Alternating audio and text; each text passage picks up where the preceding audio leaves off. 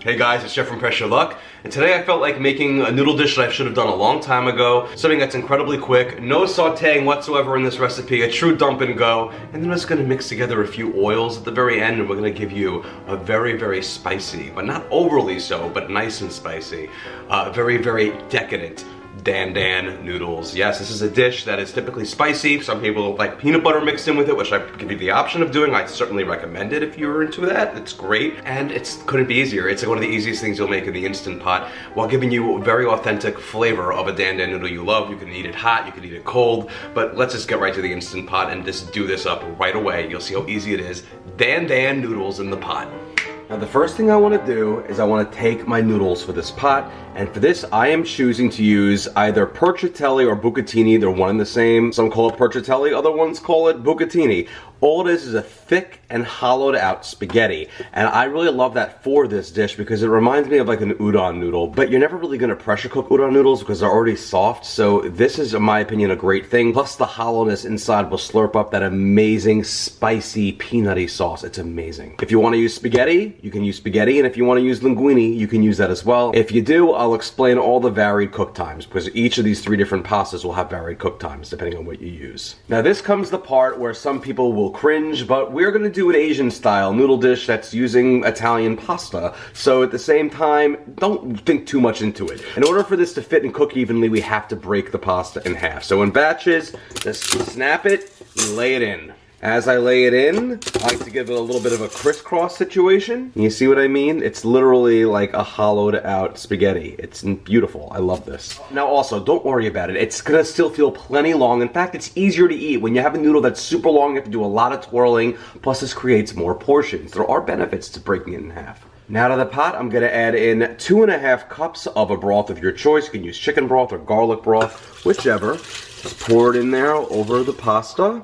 It's okay that some of it won't be covered. And now we're gonna top our pasta off with ½ stick or 4 tablespoons, which I've cut into pats, of salted butter. All right, now let's pressure cook. And lastly, I wanna top this off with about 5 to 8 ounces of baby spinach. It might seem like you're putting a lot in there, but don't worry, it cooks down into nothing.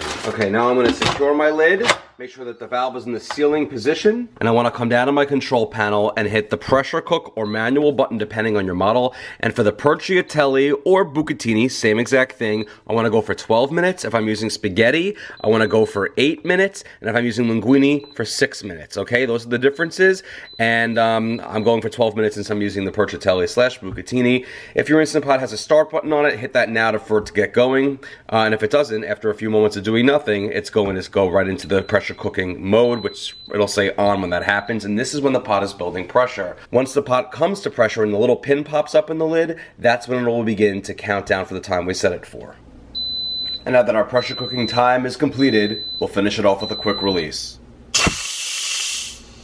And the pin just dropped, so we're going to take the lid off the pot, and we'll give everything a stir, and you're going to see, looks like the noodles might be a little stuck together, but trust me, as soon as you give them a little stir in the pot, they're gonna break apart just fine.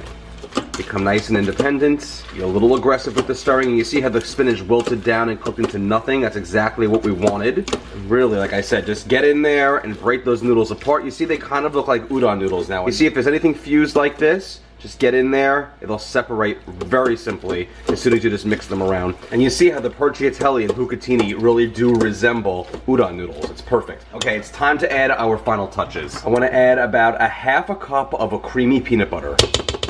Now, if you have a peanut allergy, you do not have to add it. It's completely optional. It just adds some additional depth of flavor to this and a little bit of sweetness. All right, I want to add in 2 tablespoons of sesame oil. Use any kind you want. And 2/3 of a cup of chili oil. You see this beautiful chili oil? You can get this in many, many markets, and it comes in multiple varieties. And by varieties, I mean you can literally just get like hot chili oil, or you can get like a hot chili sauce. Whatever you want, you can do a mix of the two. Use about 2/3 of a cup. I like to have the kind that has some chunkiness in there, some substantial things as well as some of the hot chili oil itself, and just give it a mix. 2/3 of a cup total. By the way, this brand, Leo Ganma, you can find it like in H Mart and many Asian markets. It's amazing, and they have this amazing sauce. I don't have it here. I have to get some more, called Spicy Chili Crisp. Get some. You'll thank me later. That stuff is amazing.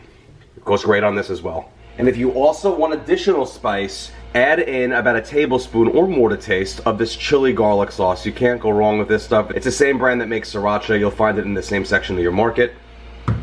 Adding a tablespoon of that, and now I'm just gonna give everything a good stir. We have a lot of oil in here to mix in with all of our delicious pasta. And there we have it, guys. Dan Dan noodles, just like that. Very simple, perfectly cooked. I cannot wait to try this out. Let's plate it up.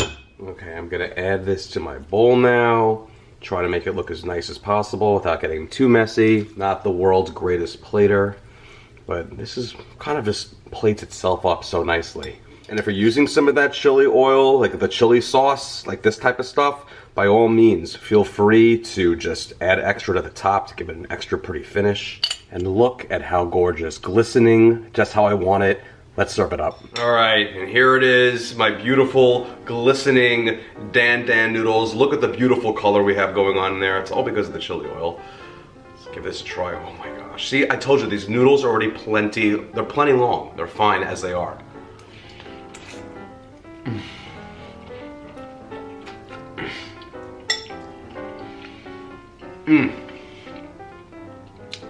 Wow.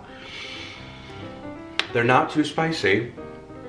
They can be if you want them to be. If you want to add some crushed red pepper flakes at the end, then all bets are off.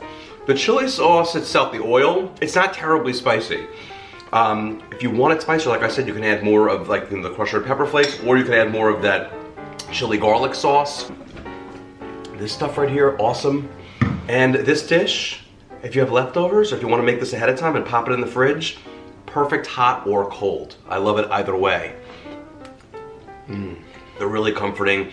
The bucatini / perciatelli works really nicely with this. It's cooked perfectly. Like I said, when you take the lid off the pot, you're gonna be like, oh, a lot of it's stuck together. Just mix it around for a little bit. It'll separate. It's incredibly simple. It'll cook to perfection. I love the peanut flavor in there with it. I love the spinach in here because it creates all of that greenage going on. Like, you know, like I said, we put all that spinach in. It seemed like there was a ton in there. It's gonna be really spinachy. Nope, just adds a lovely accent to the noodles. Thing about this is, once you eat it and you wipe your lips, it's gonna be really red. Very red. Red. Makes me want some something cold to drink, like a cold Coke or some milk people prefer. It actually helps the best when you're eating spicy foods to have milk. The spice will catch up a little bit, but we don't want anything to be too intense anyway. We don't want the spice to be like a novelty. We want it to be enjoyable. At least that's how I like it. Dan Dan noodles, I can't wait to put the leftovers in the fridge so I can eat them cold for breakfast. Guys, if you enjoyed these videos, check out PressureLuckCooking.com because I have a ton of recipes there. Like, they just keep building up, like this one is my latest. I'm the author of 3 best-selling cookbooks. The original, the orange one, the step-by-step Instant Pot cookbook. The blue one's the lighter one, and the yellow one that's coming out in April. The Simple Comforts. It's full of comfort food. And there's some wonderful noodle dishes in this as well. And every single recipe in these books has gorgeous step-by-step color photos with a final shot of what every recipe looks like. So there's no guessing, there's none. I take all that out of the equation for you. Follow me at Pressure Luck Cooking on all the social channels, TikTok, Instagram, YouTube, all those shenanigans. And what else? Am I missing anything? Oh yeah, Facebook.com/PressureLuckCooking and like the page. Thank you so much again, guys. And the next time your friend Dan comes over for dinner, let's just say it's obvious what you'll be cooking. Enjoy!